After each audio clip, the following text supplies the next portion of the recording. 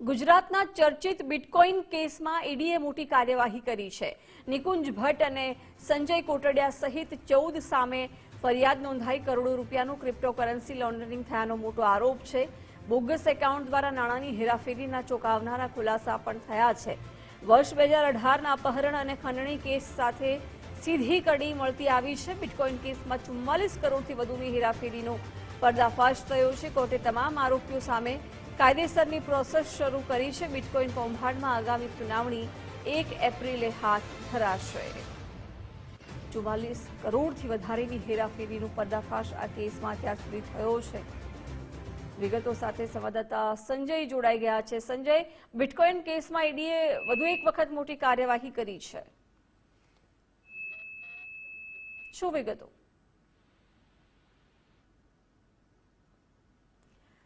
તો નિકુંજ ભટ્ટ અને સંજય કોટડિયા સહિત 14 લોકો સામે ઈડીએ હવે ફરિયાદ નોંધી છે। કરોડો રૂપિયાનો ક્રિપ્ટોકરન્સી લોન્ડરિંગ થયાનો મોટો આરોપ લાગ્યો છે અને હવે ફરિયાદ નોંધવામાં આવી છે। સંજય જોડાઈ ગયા છે। સંજય, ઈડીએ બિટકોઇન કૌભાંડ મામલે કાર્યવાહી હાથ ધરી છે, શું વિગતો? ગુજરાતના બહુ ચર્ચિત આ કેસ એટલે કે અપહરણ અને બિટકોઇન હેરાફેરીમાં ઈડીએ મુખ્ય આરોપી શૈલેષ ભટ્ટના ભત્રીજા નિકુંજ ભટ્ટ અને પૂર્વ ધારાસભ્ય નલિન કોટડિયાના સંબંધી સંજયભાઈ કનુભાઈ કોટડિયા સહિત 12 આરોપીઓ વિરુદ્ધ સ્પેશિયલ પીએમએલએ કોર્ટમાં વિધિવત ફરિયાદ દાખલ કરી છે, જે અત્યાર સુધી હાલ ટ્રાયલ ચાલી રહી હતી, પરંતુ હવે અમદાવાદ જિલ્લા કોર્ટના ડિસ્ટ્રિક્ટ મેજિસ્ટ્રેટે ફરિયાદ રજીસ્ટર કરી છે અને આરોપીઓ વિરુદ્ધ પ્રોસેસ કરીને 1 એપ્રિલના રોજથી કેસની સુનાવણી હવે હાથ ધરાશે। એટલે ખૂબ જ બહુચર્ચિત આ કેસ હતો અને તેની અંતર્ગત આ કાર્યવાહી 1 એપ્રિલથી હવે કોર્ટમાં શરૂ થશે।